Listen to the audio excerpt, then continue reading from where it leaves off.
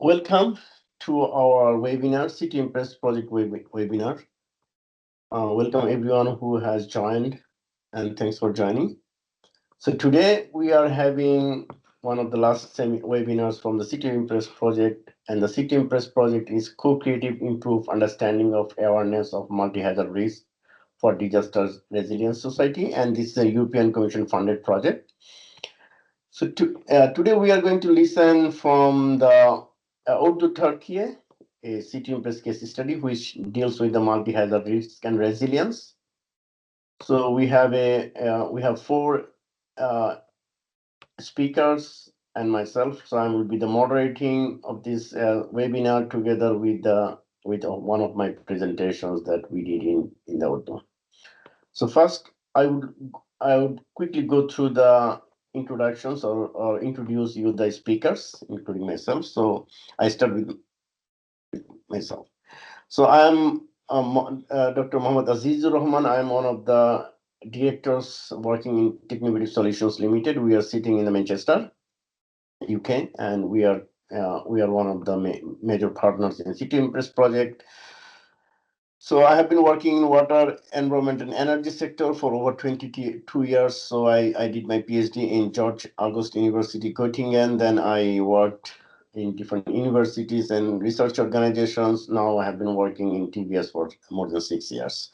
So I'm working a lot of simulations and decision support systems regarding the renewable energy, water, and climate resilience, and also work in different industrial domains. So I have been involved in a lot of UK project and also national funded projects from the EU and UK. Then one of our speaker is Ertuğrul Tombul. So I would like to apologize to my Turkish audience and the speakers. Maybe my pronunciations of your name is not exactly correct, but I try. Okay, so Ertuğrul Tombul, he's a director of EU External Relations and Rural Development Branch Directorate from the Ordu Metropolitan Municipality. So he graduated from the Karadeniz Technical University Department of International Relations in 1999. He holds a master's degree in strategy from Gebze Institute of High Technology. Ertuğrul served as a civil servant at the Ministry of Justice, then Ordu Provincial Special Administration. Since 2014, he has been working in Ordu Metropolitan Municipality. Currently, he works as the director of the EU and Foreign Relations and Rural Development branch of this metropolitan municipality.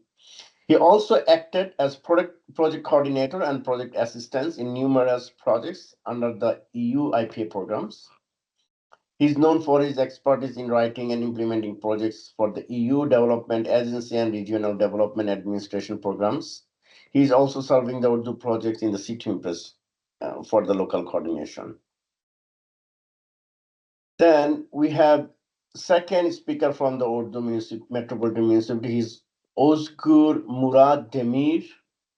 So he's a civil engineer working at Disaster and Risk Management Branch Directorate.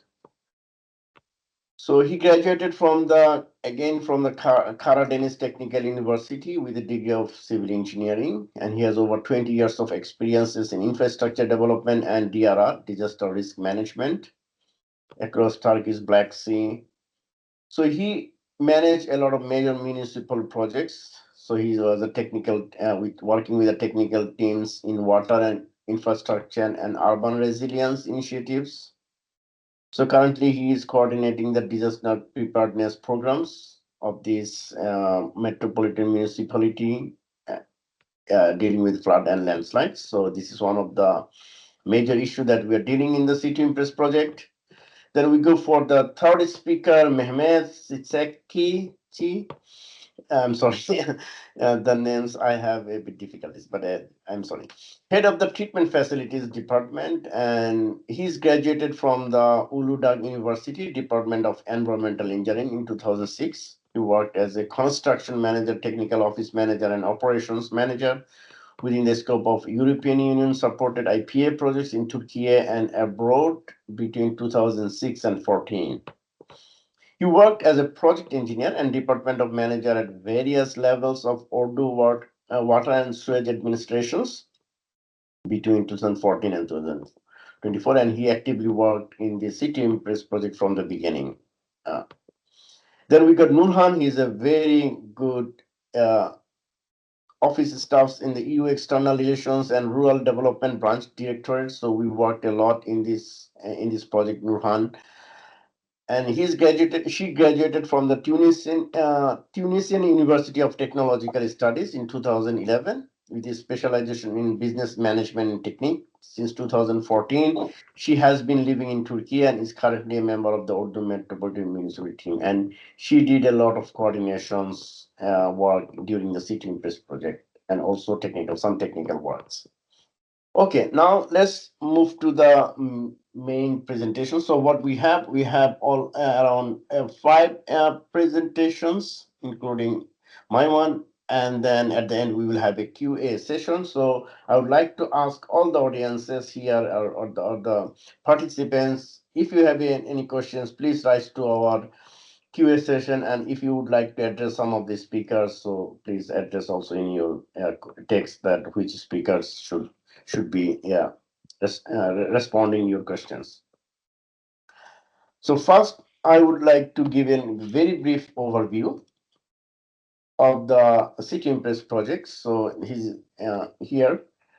And this is a project that we have been working, and we are going to close in September. So this project is basically deal with the disaster risk resilient society, and we are dealing with different hazards. So floods, heat waves, wildfires, earthquake, and landslides. So 16 participants from the different EU member states and associate member states are participating to deal with the 4 use cases and different innovations in modeling, early warning system, risk and resilience framework development. So it's very interesting, all of these use cases. Different use cases have different focus. For example, Egalio, Greece, we looked at the heat wave and earthquake issues. Central region of Portugal, we are looking into the flooding and also the wildfire issues, and Balearic Islands, we're also looking into flooding and wildfire issues. In Ordu, Turkey, we are looking into flooding and landslides. So today we will going to be details on these issues. So first, I would like to welcome Ertuğrul Tombul, who will be presenting a brief introductions of the metropolitan municipality and their activities. Ertuğrul, please. So I will be moving the slides for you. So yeah, you may start. Mr. Dr. Aziz, thank you for your kind introduction. I would also like to thank the audience for the attendance. Hello, everyone. My name is Ertuğrul Tombul, and I work at Ordu Metropolitan Municipality as a EU Foreign Relations and Rural Development Branch Manager.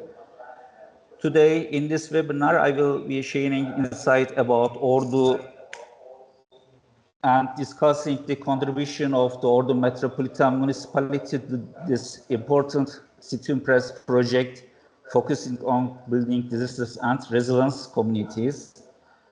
Now, I would like to continue the presentation by sharing more detail about the Ordu and Ordu Metropolitan Municipality.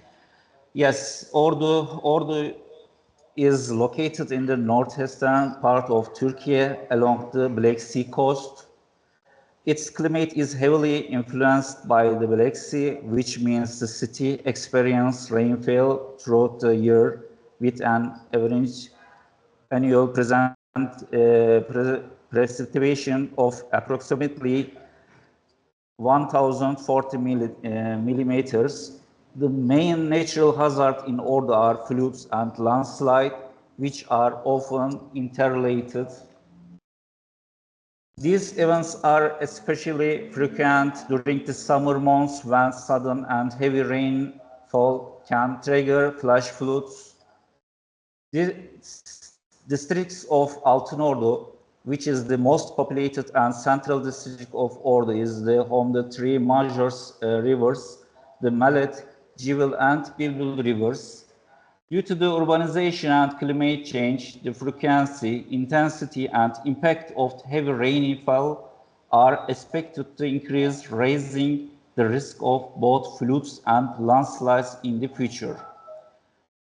Ordu's steppe terrain, numerous rivers, and frequent heavy rainfall make it an ideal living lab for testing for flood risk management and climate resilience solution. The unique condition allow to develop and implement strategies tailored to regions' social, environmental, and economic relation.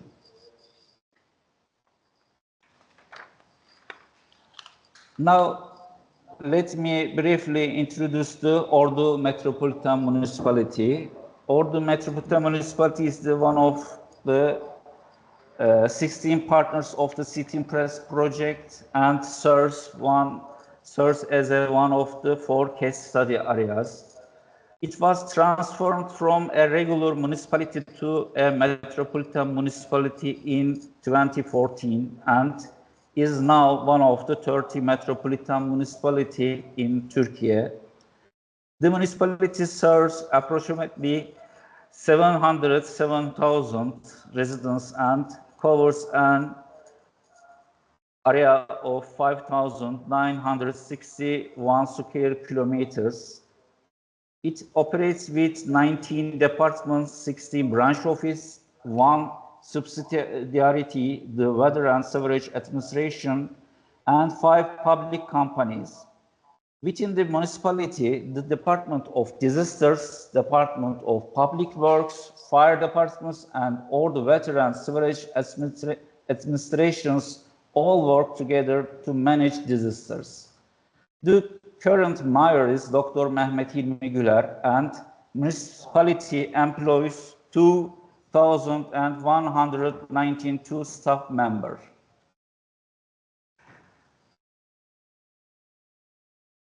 Yes. The other slides.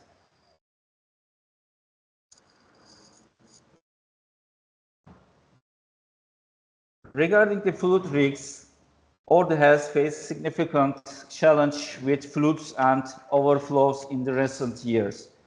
The frequency occurrence of floods and landslides has severely affected the city's infrastructure and economy, causing extensive damage to roads, bridges, power grids, and water supply systems. Yes, another slide can we show. In response, the municipality has adopted a proactive and comprehensive approach. It works continuously to reduce potential losses before, during, and after disasters. The municipality regularly maintains and upgrades storm water system, repair defects, and installs additional gratings to improve drainage capacity. Upstream measures such as flood traps also implemented along with regular maintenance activities before and after heavy rainy events. In conclusion, the efforts of the Ordu Metropolitan Municipality demonstrate a strong commitment to building a resilient and disaster-prepared community, aligning perfectly with the goals of the C2IMPRESS project. Thank you much for your attention.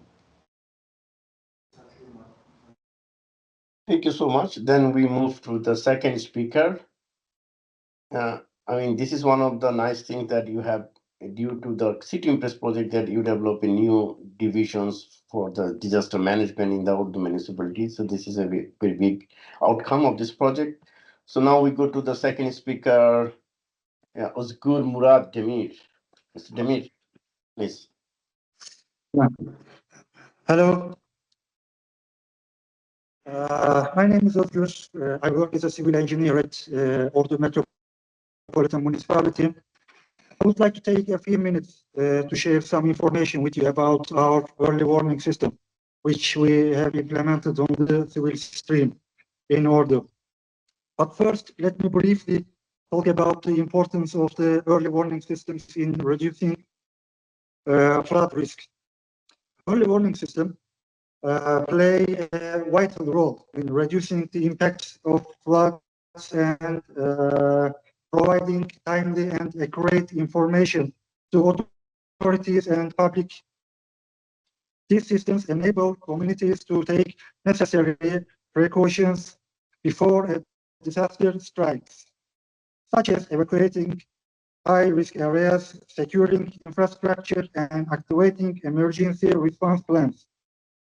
By delivering real-time data and alerts, early warning systems help save lives and reduce injuries, as well as minimize property damage and economic losses. In addition to their life-saving capabilities, early warning systems contribute to long-term disaster resilience and risk reduction. They enhance coordination among institutions, increase public awareness, and promote a culture of preparedness. By incorporating local knowledge and integrating with broader disaster management frameworks, these systems empower communities to respond more efficiently to future events.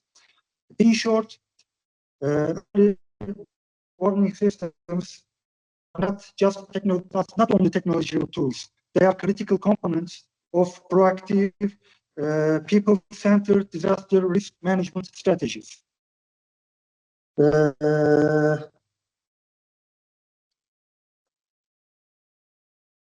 And installation of the systems was completed in our project,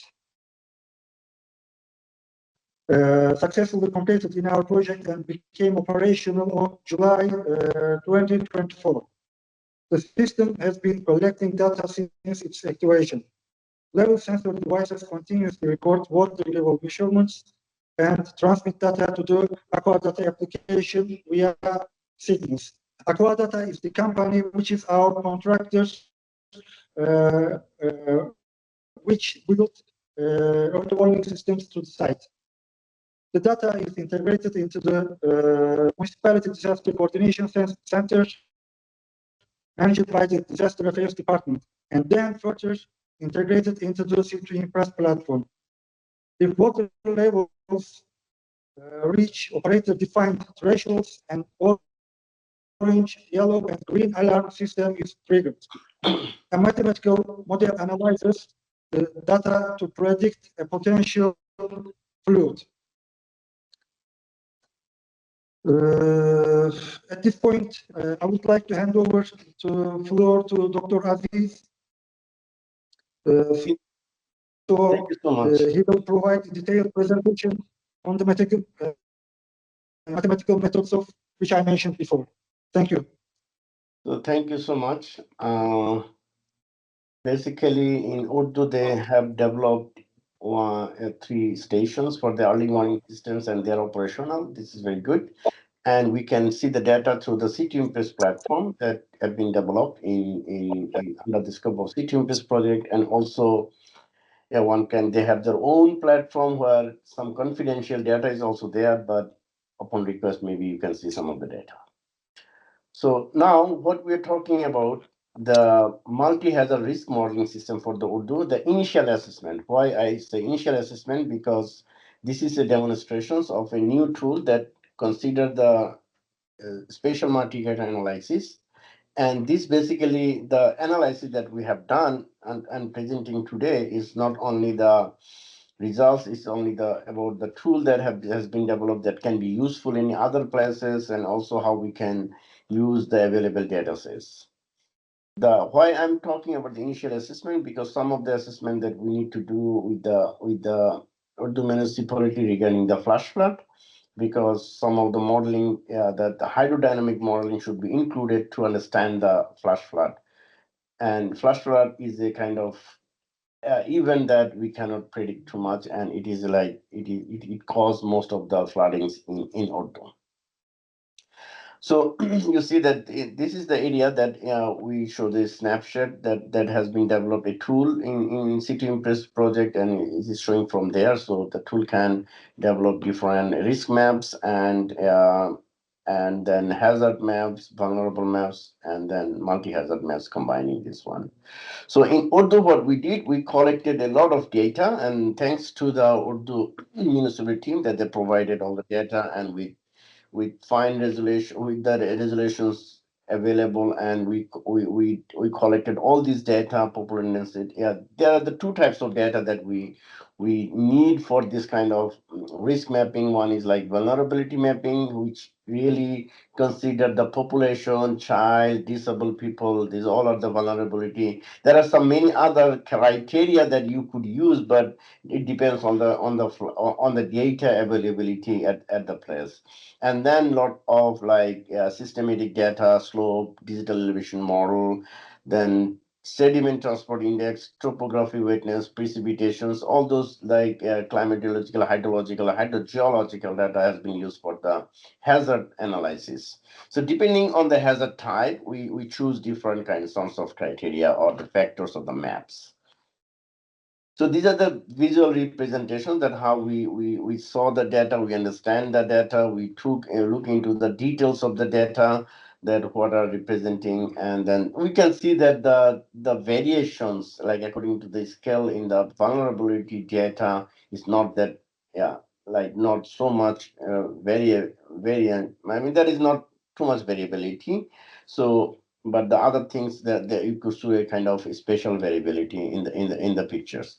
So then what we did basically that we, because different data are in different dimensions. So as a part of the methodology, what we do, the normalize the data to reduce the dimensionality, and that helps. So we develop different kind of functions, linear, exponential, stepwise functions. Sorry, and to normalize all this data, and we applied all these normalizations methods into this all this data, and then these data are prepared. Then this is just show the hierarchical structure that one can also put the different data sets can be hierarchy and different levels of hierarchy. So it gives also the involvement of different people or different stakeholders that they could see that which data is important and which data means which criteria they feel more important than the others. So the stakeholders, maybe the environmental agencies, they see different importance than the land use or the municipality. So this is like co-creative things that is important. So one can do it. So we did it with the municipality, and this is the first exercises that we are showing. We have very recently finished this exercise with them, and we are still like more get this involvement. We will do next phases this like stakeholder exchange or including the feedbacks, and also we plan to include this all these flash flood issues. However, here different windows, you see that how the capability of the modeling system that we develop for the Urdu, and it can be applicable for other places. So, and it is a co-creative process that we would like to confirm.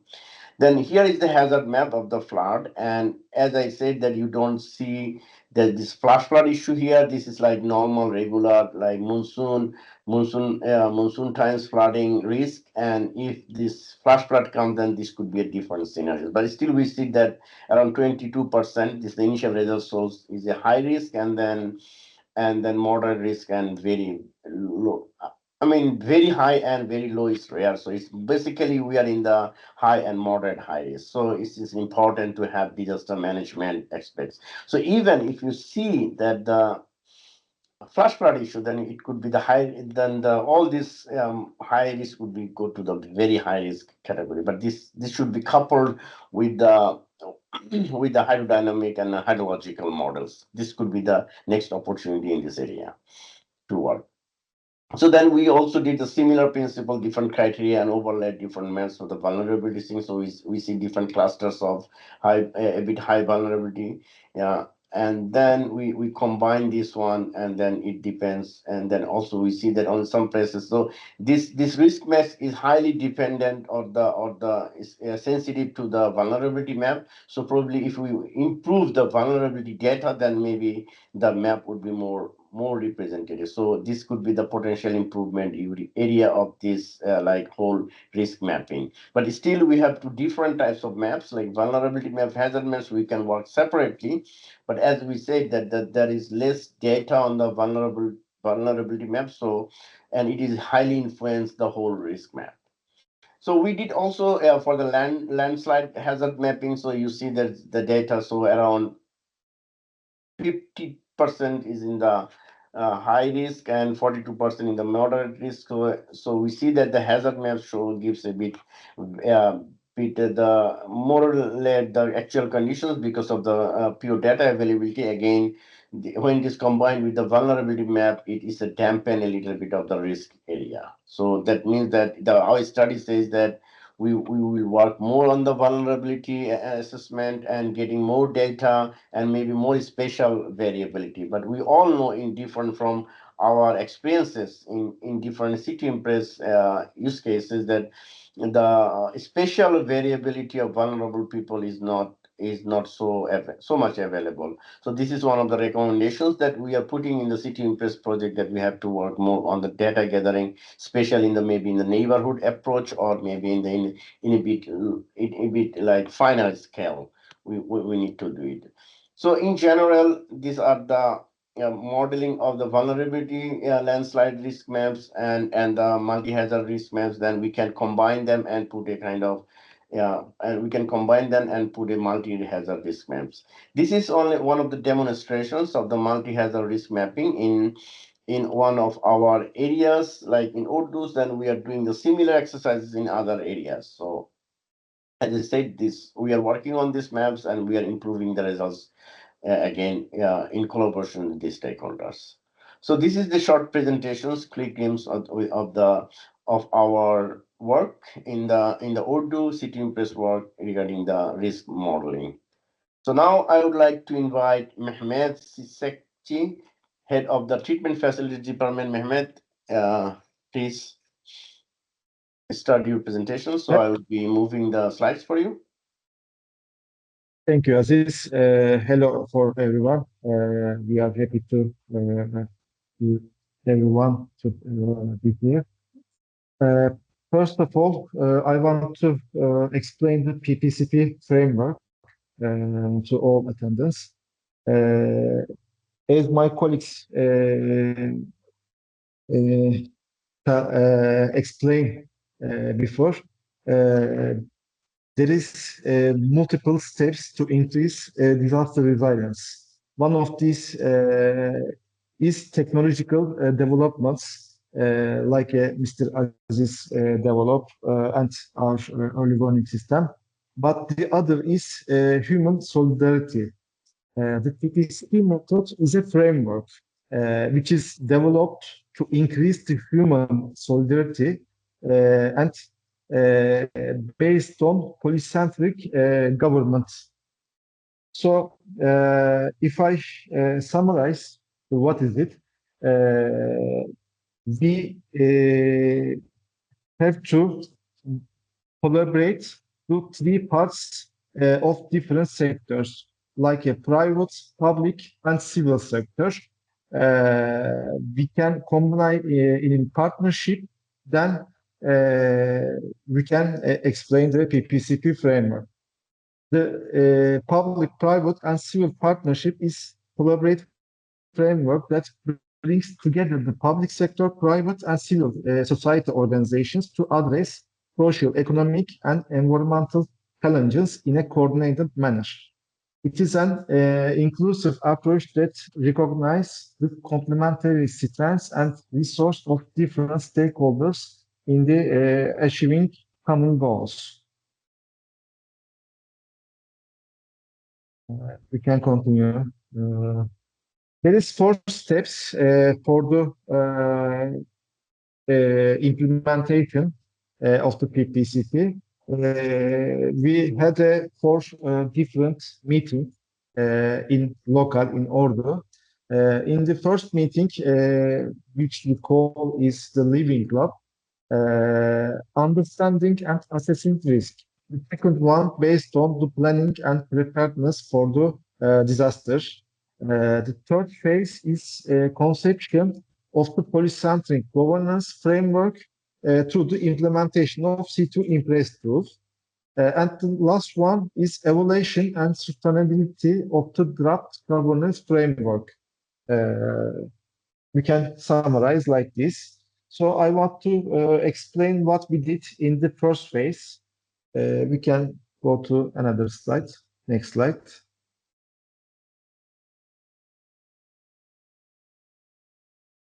First PPCP Living Lab is started on the 5 October 2023. And we have a total 34 participants, including to 20 institutions, attend to our workshop. The main part of the attendance is coming from the public sector. Public sector is 26 people attend. 3 is private sector and 5 attendance from the civil societies. During the workshop, disaster definitions, impacts, and vulnerable groups, and those most affected groups were clearly outlined. Also, we discussed about the Ordu's strengths in the reducing disaster damage, precautions, and how stakeholders can benefit from each other. We discussed it and we defined what is our limits. Next slide, please.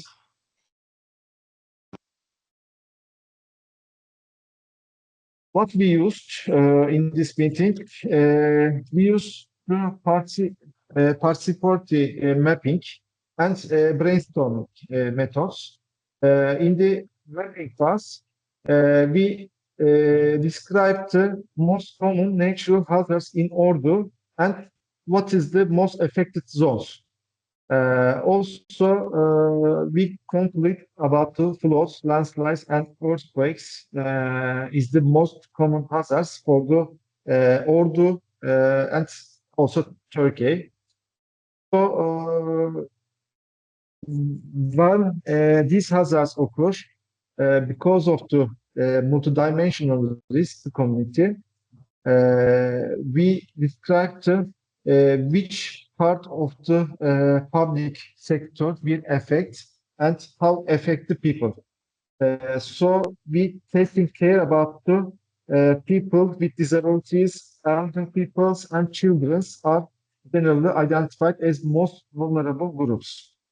Then we start the brainstorming phase.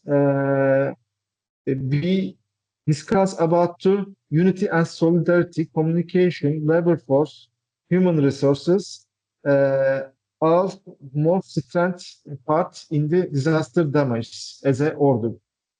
So to reduce the disaster impact, we need to increase the citizens' awareness, improve the infrastructure, and strengthen cooperation and coordination between the public and private institutions, which is the main part to fight with the disasters as an official. Also, we need to support of the civil organizations to public and private institutions. The main stakeholders in disaster management is governor, disaster and emergency management authority in is local, is national authority. In local sites, municipalities, again in national part, Directorate General of State Hydraulic Works, which is mostly working on the rivers side. Then we done with the mapping, what is the hazards and what we need for the fight with them. We goes for the second living lab, which is held in the February is 2024, approximately is fourth month later. And in between these two living lab, we've also done some site organizations like surveys, some interviews with the stakeholders, and some interviews with the public civil peoples. After that, we held the meeting with 47 participants, which is approximately the same ratio with the first one, the public, private, and civil sector. Now we identified the key challenges related to disasters in Ordu and how we gonna fight with the disaster. We discussed with the developing solutions to address identifying challenges.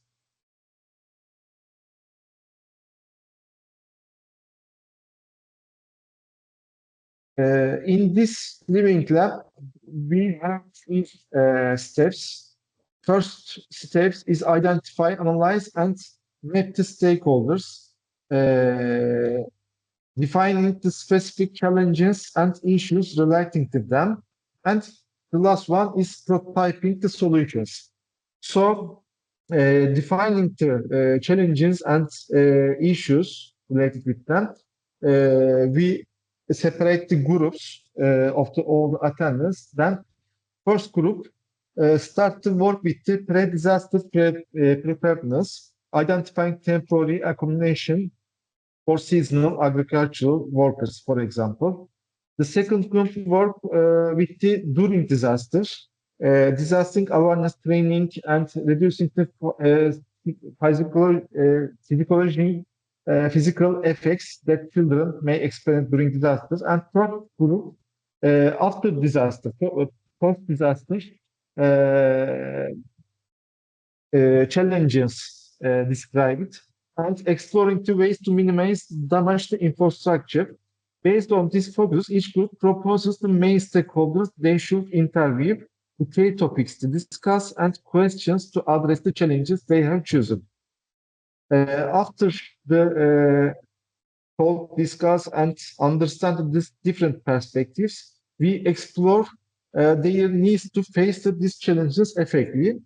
Then we go to prototyping phase. This process began with the ideation phase, where the series of solution ideas were proposed and considering their feasibility and radicality, and then plotted on a matrix. Three solutions were selected from ideas and further developed. First prototype is integrated crisis management system, which is strengthening the coordination between the public, private, and civil societies. Prototype 2 is establishing an early warning system, which is already done in the part of the project.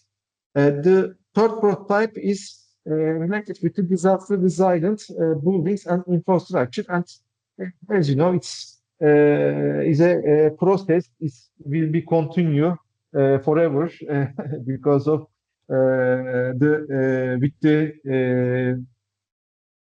increase of the population, the resilient buildings and infrastructure need to be also improved. After for each prototype, its features, functions, benefits, and impacts were defined. Additionally, the reasons for defining why it should be tested, how we should test it, and iteration that tested and identified were all outlined. The participants collaborate efforts efficiently identified the key challenges, mapped stakeholders, and develop practical solutions, addressing critical needs and proposing impactful interventions. Next slide, please. And after 10 months, in December 2024, we have the third living lab, which we conception of the polycentric governance framework through the implementation of the C2IMPRESS tools.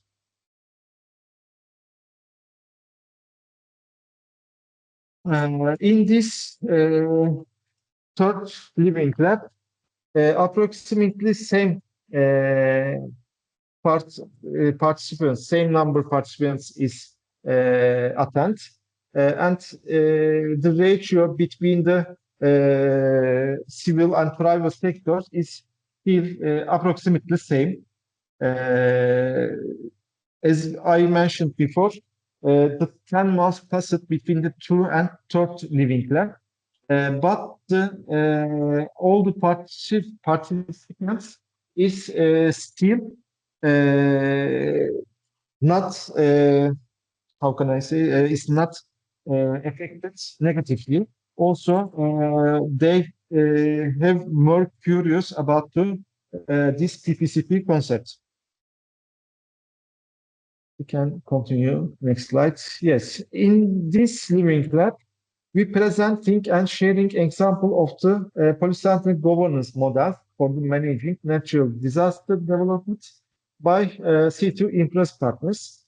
The evacuation model developed by UGA University is built on 5K dimensions: infrastructure, population, demographics, evaluation population, hazard model, human behavior model.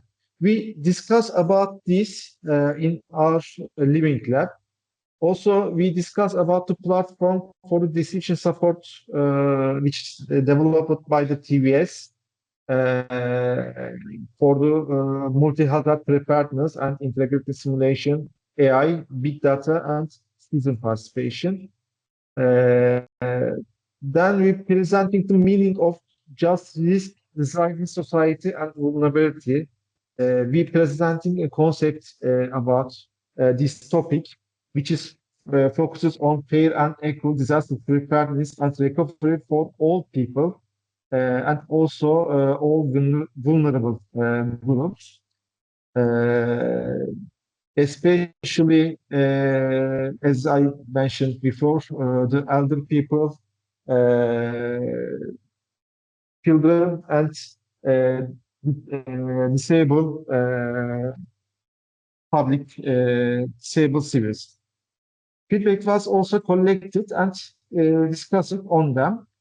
Then we start to co-design recommendations for an action plan, like 3 steps: idea, prototype, then test. Ideation phase consists of presenting stakeholder mapping and SWOT analysis, gathering participant feedback, and conducting the group brainstorming on existing disaster experience and challenges, proposing solutions and governance approach to address these challenges. In the prototype phase, we consist design a polycentric governance model for disaster risk reduction in the pre-disaster phase of the flow scenario, illustrating the stakeholder roles and interactions, and exchanging and refining ideas through the group feedback, then presenting models for the collective analysis. In the test phase, we consisted designing an action plan for disaster risk management, which is targeting a chosen scenario. This scenario is seasonal agricultural workers, which then work for the hazelnut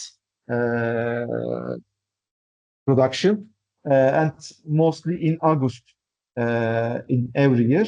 They are coming to Ordu in a huge numbers. People is coming. So our chosen scenario is their vulnerability and their weakness on the potential hazard. Next slide, please. After all this hearing lab, at last in February 2025, last February, we had the fourth living lab, which is evaluation and sustainability of the draft polycentric governance framework. Next slide, please. The last one is the last attended, maybe because of the meeting time.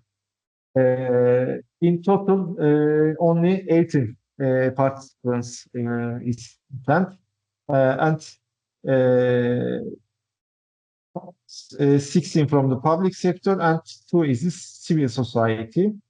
Private sector is not attend, but also they already related with the public sector, most of the infrastructures. So we discussed the outcomes from this living club after this meeting with them. Next slide, please.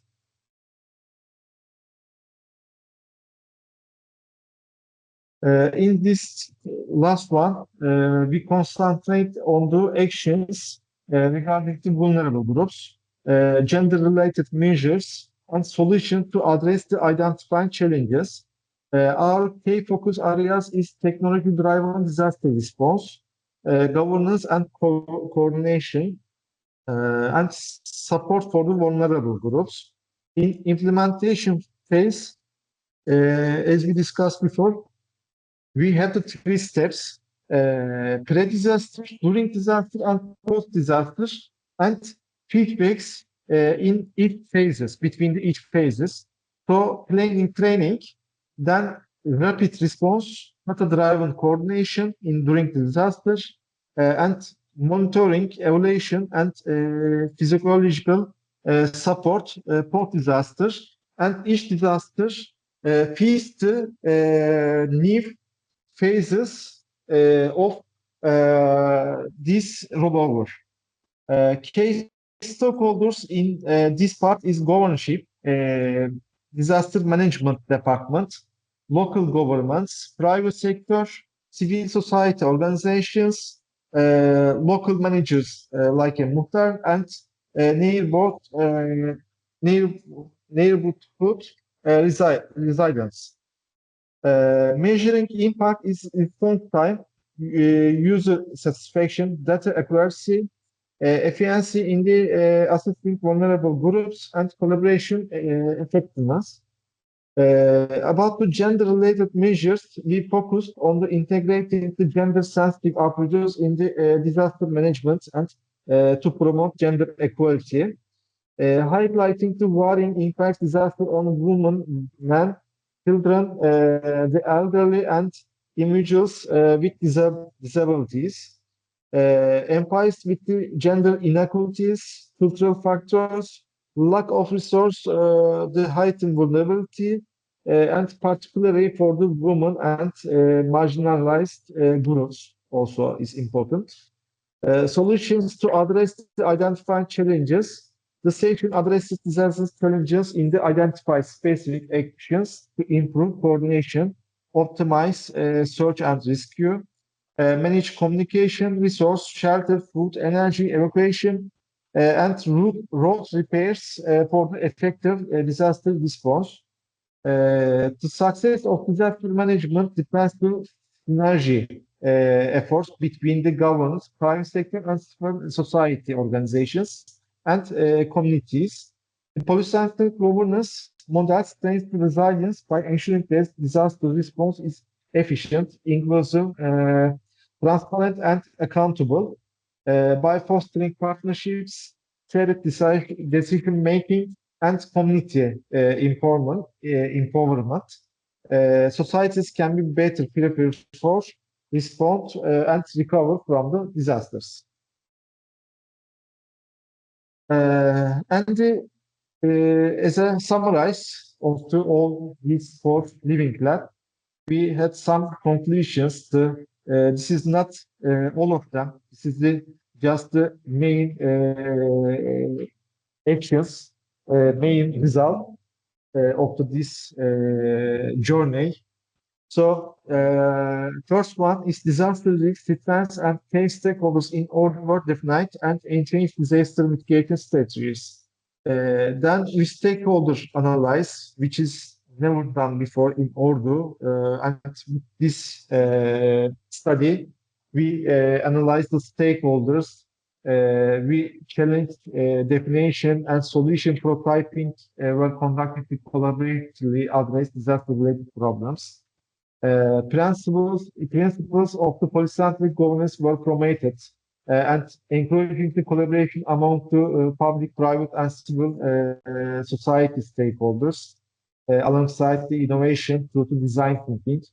A shared vision for the territorial improvement was created with the sustainable actions proposed to change the governance and disaster resilience in Ordu. Before to finish our parts, I want to add also one thing more. This PPCP framework is very important for the social part to fight with the disasters for the communities, because in normal, only just two stakeholders, two parts of this tripod is related. Public and private, or public sector with civil societies. But with this study, we collaborate three legs of this building in a one place. So this method has a very good result in order. Thank you for all for listening. Thank you so much, Mehmet, for this detailed PPCP. This is one of the innovations that we can say under the C2IMPRESS. Now we are running short of time, so we go to Nurhan Temiz for the final summary and recommendations of Ordu case. Thank you. Hello, everyone. I'm gonna present summary and recommendation for you. So over the past 3 years under the C2IMPRESS project, we focused on strengthening climate resilience in Ordu by addressing flood risks and enhancing community preparedness. To begin with, we enhanced our understanding of risk by analyzing past flood events and historical data. This also included evaluating the projected impact of climate change, allowing us to better assess future threats. Based on this knowledge, we implemented localized early warning system stations, which were then integrated with Ordu, a disaster coordination system, as well as the C2IMPRESS platform. We developed flood hazard maps and simulation scenarios for various rainfall intensity. These tools help visualize potential impacts and guide decision-making. In parallel, we prioritized collaboration. Through the PPCP Living Labs, we brought together public, private, and civil society to build shared solution and resilience strategies. This inclusive model not only strengthened partnership, but also made intervention more relevant to local needs. To further empower the community, co-creation and co-design workshops have been organized, led by Istanbul University and implemented in Ordu. In total, we've gathered and shared valuable data on Ordu environment and climate condition, especially in the Black Sea context. This data will continue to support risk assessment and planning efforts long after the project concludes, leaving lasting impact. In summary, the C2IMPRESS project has significantly improved Ordu readiness for future climate-related disaster, technically, institutionally, and socially, laying the groundwork for a safer and more resilient community. Next slide, please.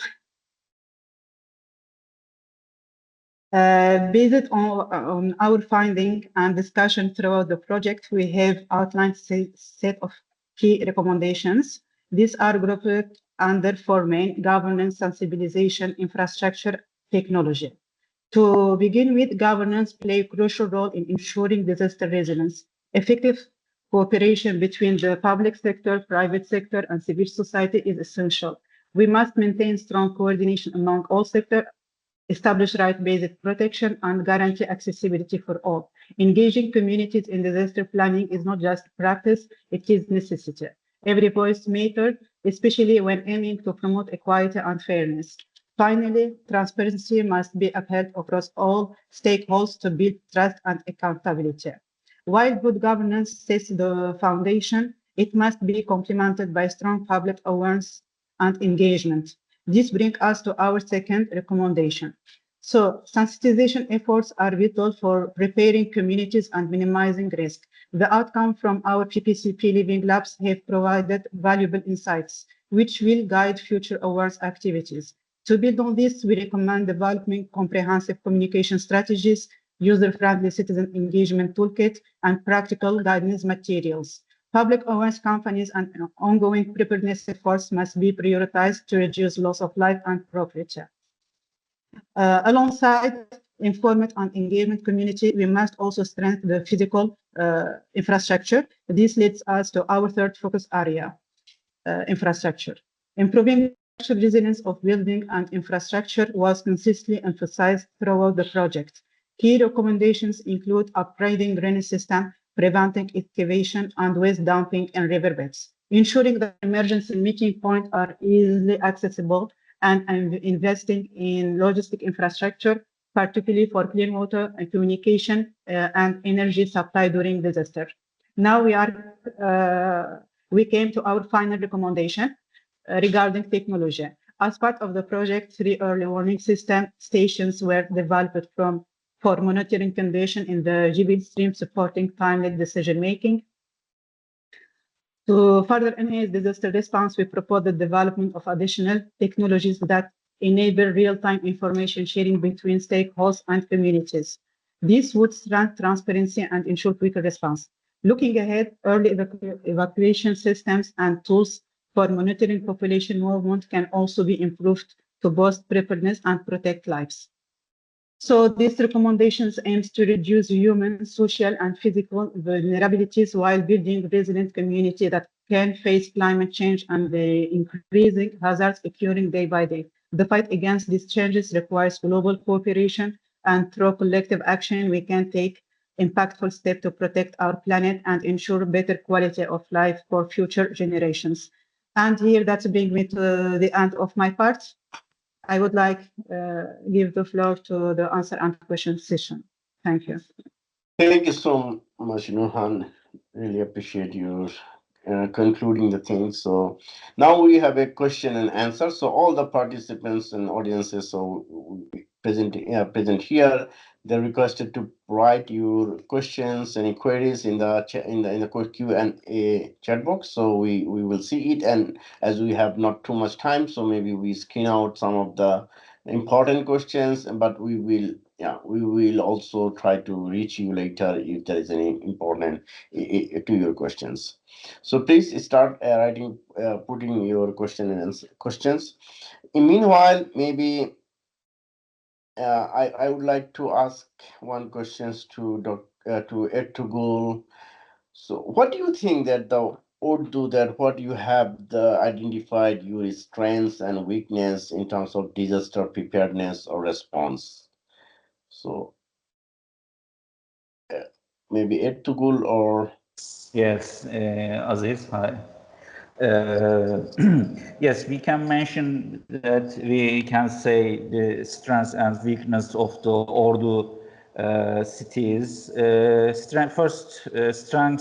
First of all, Ordu has comprehensive disasters management plan that are regularly updated. Additionally, there are well-defined strategy for disaster risk reduction with the clear financial support priorities.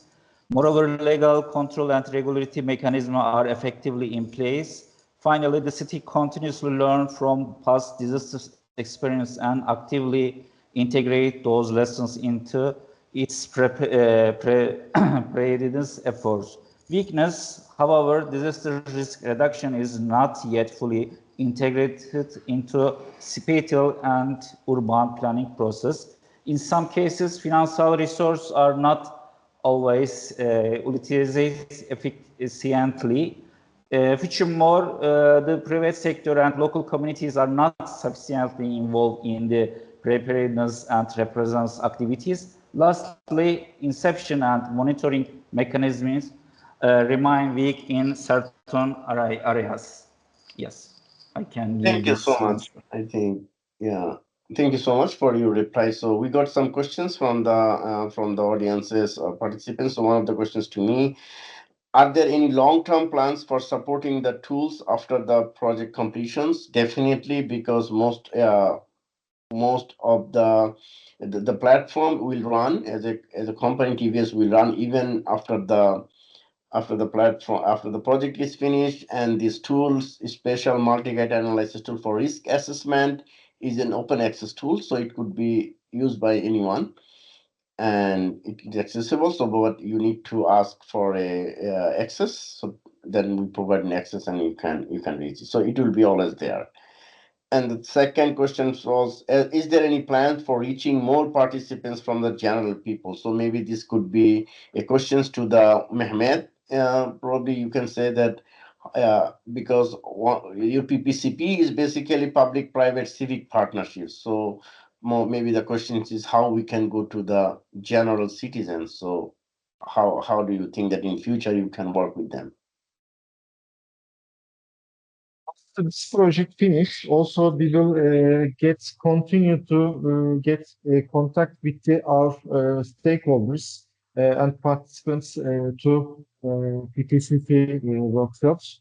This is just the first step of the start a how can I say start to improve the resilience in the order. So after this workshop, we will continue to have some workshops under the Ordu Metropolitan Municipality. Also, we have a department last year, sorry, 1 year ago, it's already start to work. Disaster management department under the Ordu Metropolitan Municipality, and they have some plans to get more people attraction to disaster resilience. Great, thank you. So we got a number of questions, so I'm not going through all the questions. So we consider maybe due to the time and a lot of people have started leaving. So we take another two questions, maybe important questions, and then the rest of the questions we try to reach to the participants by email. Maybe a kind of summary response. So my next question to Özgür: what do you think that the new installations of early warning system, yeah, it, is the current system is sufficient, or what is the plan, or what has been changed after early warning system in your management of the disaster? Actually, our new early warning system implemented within the scope of this project. Local authorities improved interagency coordination, conducted awareness campaigns, and enhanced data collection and monitoring capacities also. Some regions have also benefited from increased sensor coverage and better integration with national disaster response platforms. However, while the current system represents a major advancement compared to the situation at the beginning of the project, there are still areas for improvement we need to do.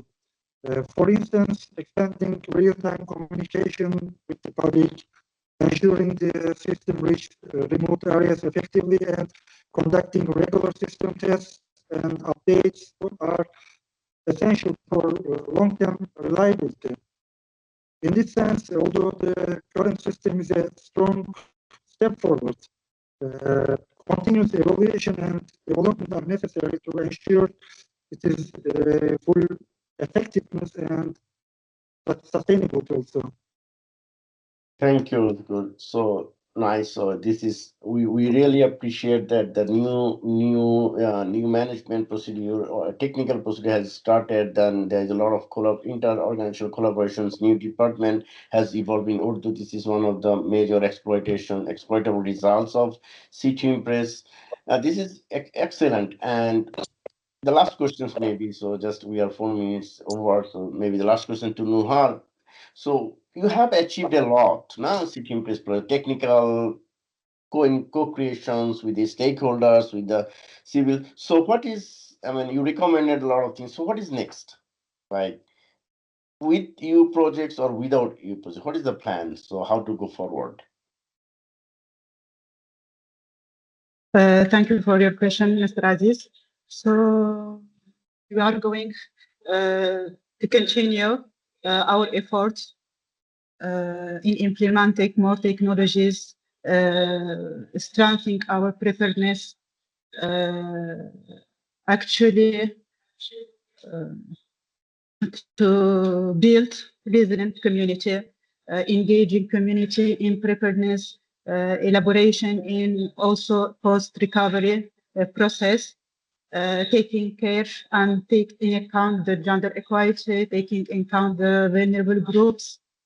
And because really all the Ordu has been identified as one of the provinces with the highest natural disaster in Turkey.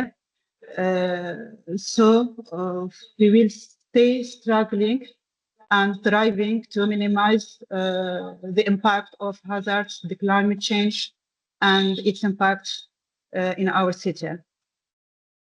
Thank you so much, Nuhan, and I would like to thank you all of the participants, all of the presenters from Ordu municipality. Thank you for your all efforts and for informative presentations today.